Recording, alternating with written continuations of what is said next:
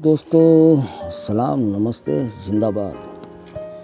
दोस्तों छोटा सा एक वाकया करता हूँ आपसे शेयर। दोस्तों हर चमकने वाली चीज़ सोना नहीं होती है, और हर जो हमें लोगों को जो नज़र आता है ना, लोग हमें हमारे दिखावे से पहचानते हैं क्या। हम जैसे लगते हैं ना, वो हमारे बारे में वैसा ख्यालात पैदा करते हैं और वैसा ही हमें समझते हैं क्या। यानी लोगों को आप जैसा नज़र आते हो ना, लोग वैसा ही समझने लग जाते हैं। ये दुनिया की रीति है। यानी जैसा नज़र आता हो वो वैसा आपके बारे में ख्याल कर लेता है कि ये ऐसा है क्या। ठीक है दोस्तों, तो वैसे एक वाकया ये है कि एक फ़कीर था जिसने बहुत बरसों तक कठिन मेहनत करके उसको कोई सिद्धि प्राप्त हुई क्या। यानी अपने इल्म से कुछ चीज़ ऐसे हासिल की, यानी पावर वाली चीज़। तो वो फ़कीर था, तो वो किसी शहर में या गांव के में जा रहा था। तो उसने एक ही बात करता जा रहा था वो कि भाई खुदा और भगवान और ईश्वर अल्लाह के नाम पे मुझे कोई खाना खिला दे क्या। तो उसकी आवाज़ दरवाज़ों में लोगों को सुनाई तो देती थी, लेकिन किसी ने तवज्जो नहीं दी क्या। ठीक है, वो बढ़ता गया। तो गांव के बाहर जाके एक झोंपड़ी थी क्या, वहाँ पे एक शख्स था जो खाना खाने के लिए बैठा ही था। तो उस बुजुर्ग की आवाज़, जो मांग के खाने वाला था, उसकी आवाज़ उसके कानों तक पहुंची क्या। तो वो बोल रहा था कि खुदा अल्लाह ईश्वर के नाम पे मुझे कोई खाना खिला दे। तो उसने बोला कि बाबा अंदर आ जाओ, अच्छा हुआ आप वक्त पे आ गए, मैं भी खाना खाने के लिए बैठा ही हूँ क्या। बाबा अंदर गया, जाते देखा कि यार वो जिस रुमाल के अंदर उसने खाना बांध रखा था, तो उसमें रोटी भी एक ही थी और वो उतनी ही खाता था। तो बाबा ने बोला कि यार तूने मुझे खाने का तो बोल दिया, खाना कहाँ है। तो उसने बोला बाबा आ जाओ, यही खाना है, मिल बांट के खाएंगे। बांट के खाने में बरकत होती है क्या, दोनों खाएंगे, मज़े से खाएंगे। तो बाबा को थोड़ा उसका बात तो ठीक लगा क्या। तो अब वो क्या हुआ कि खाना खाते वक्त उन दोनों में थोड़ी थोड़ी बात होने लगी, क्योंकि वो आधा रोटी उन दोनों ने कर लिया था, खा रहे थे। तो बातें उनकी अच्छी आपस में एक दूसरे को मैचिंग हो रही थी, अच्छा लग रहा था। तो जो बाबा आया था उसको ऐसा लगा कि यार ये आदमी तो ठीक है। उसने उसके घर की हालत देखी, चारों तरफ से बरसों पुराना एक झोंपड़ी टाइप का था, घर नहीं था, झोंपड़ी थी जिसमें चूल्हा उधर पड़ा हुआ है, लोटा उधर पड़ा हुआ है, बिस्तर उधर पड़े हुए हैं, वैसे ही क्या। और वो खुद भी ऐसे ही था जैसे कभी नहाया नहीं हो, इस तरीके का था। उसका हाल देख के बाबा ने सोचा कि यार आदमी सोच अच्छी है, ख्यालात अच्छे हैं, बातें अच्छी है, लेकिन इसकी हालत बहुत ख़राब है, लेकिन बंदा ठीक लग रहा है।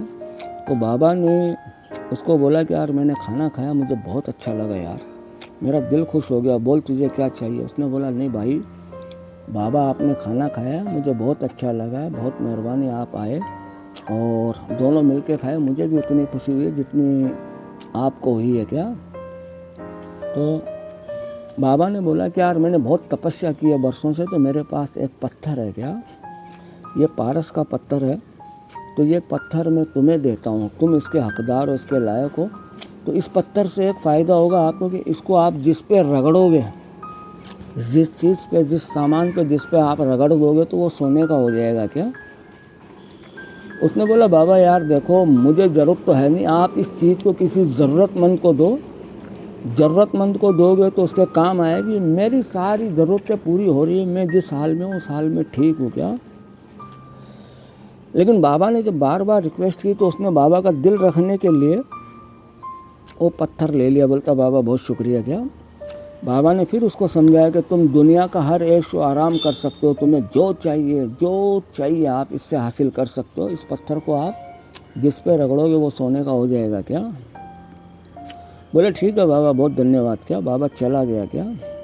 उसने उस पत्थर को लिया, वैसे एक कोने में फेंक दिया, जैसे अपनी ज़िंदगी की गाड़ी चल रही थी, रूटीन चल रही थी, उस हिसाब से वो चलने लगा क्या। थोड़े दिनों बाद में या बरसों बाद में बाबा को उधर से फिर गुजर हुआ, बाबा की वही आवाज़ रहती थी, भाई एक मुझे खाना खिलाओ, भगवान अल्लाह ईश्वर आपको खुश रखेगा क्या। तो वैसे ही उधर से ही गुजरना हुआ, तो वही बंदा जो पहले था वही खाना खाने के लिए बैठा हुआ था। तो उसने आवाज़ लगा दी बाबा अंदर आ जाओ। बाबा जब अंदर गया तो बोला यार देखा कि यार ये तो खाना उसमें एक ही रोटी है। तो बाबा ने वही सवाल किया जो पिछली दफ़ा किया था। बोला भाई खाना है कहाँ पे? बोला बहुत है यार, इसमें अल्लाह बहुत बरकत देगा, मिल के खाएँगे तो और ज़्यादा मज़ा आएगा। दोनों ने खाना खाया, बातें चलती रही।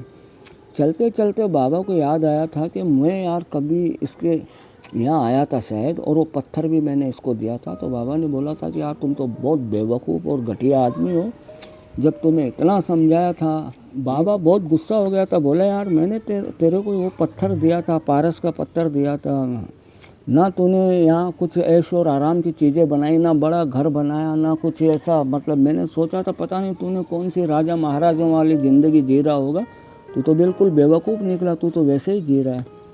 और बोला यार मैं खुशहाल हूँ, जिस हाल में हूँ मस्त हूँ क्या। बाबा ने उसको बार बार फिर और उसको थोड़ा दबाया। बोलते यार तुम बिल्कुल जाहिल आदमी निकले क्या, मैंने अपनी बरसों की तपस्या की जो मेहनत थी वो मैंने आपको दी क्या। जब बहुत ज़्यादा बाबा गर्म हो गया, दोनों में आपस में थोड़ी सी उसकी गर्माहट देखी, तो इसने क्या किया कि बाबा बार बार समझा रहा था कि वो पारस पत्थर ऐसा था कि जिस पे रगड़ोगे वो सोना हो जाएगा। इसको जब लगा कि मामला थोड़ा गर्म ठंडा होता जा रहा है, हालांकि वो बहुत सब्र वाला था, उसने बाबा के हाथ में जो चिमटा था ना, वो चिमटा लेके अपने सर पे यहाँ रगड़ दिया उसको क्या, तो वो सोने का हो गया क्या।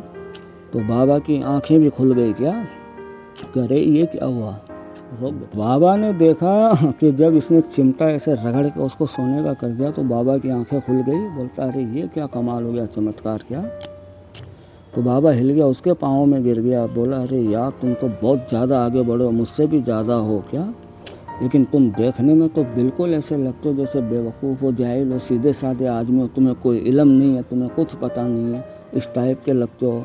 मैं तो सोचा तुम्हारी मदद हो जाए यार, तुम तो मुझसे बहुत आगे के आदमी निकले। तुम्हारी तो शायद मेहनत और पढ़ाई और तुम्हारी तो पता नहीं तुम्हें कहाँ से ये शक्ति प्राप्त की है क्या।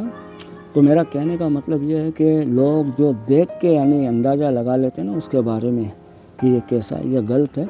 आप तभी पहचान पाओगे कि किसी के साथ में अपना वक्त दोगे क्या, वक्त दोगे, काफ़ी टाइम तक चलोगे, तो इसका मतलब कहने का ये है कि किसी को देख के फैसला मत करो कि ये ऐसा ही है। उसके साथ में रहो, उसके मिजाज, उसके ताल्लुकात, उसके ख्यालात, उसकी सोच, और उसके साथ में मेरा ख्याल है काफ़ी ज़्यादा टाइम दोगे तब भी आप थोड़ा जान पाओगे क्या। वो भी उतना जान पाओगे जितना वो आपको नज़र आता है और वो आपके साथ में शेयर करता है। बाकी अंदर के हाल तो फिर भी अल्लाह ईश्वर भगवान ही जानता है, तो किसी के बारे में कुछ बोल नहीं सकते। इसलिए किसी को जानना तो उसके साथ में एक लंबा समय दो। जैसे जावेद अख्तर साहब बोलते हैं ना कि किसी को जानना है तो उसके साथ में ज़िंदगी के 16 साल गुजारो क्या। तो मुझे ऐसा लगता है कि ये गलतियाँ मेरे से भी हुई है, इसलिए मैंने आपसे शेयर किया है कि कोई भी काम एक तो जल्दबाजी में ना करें।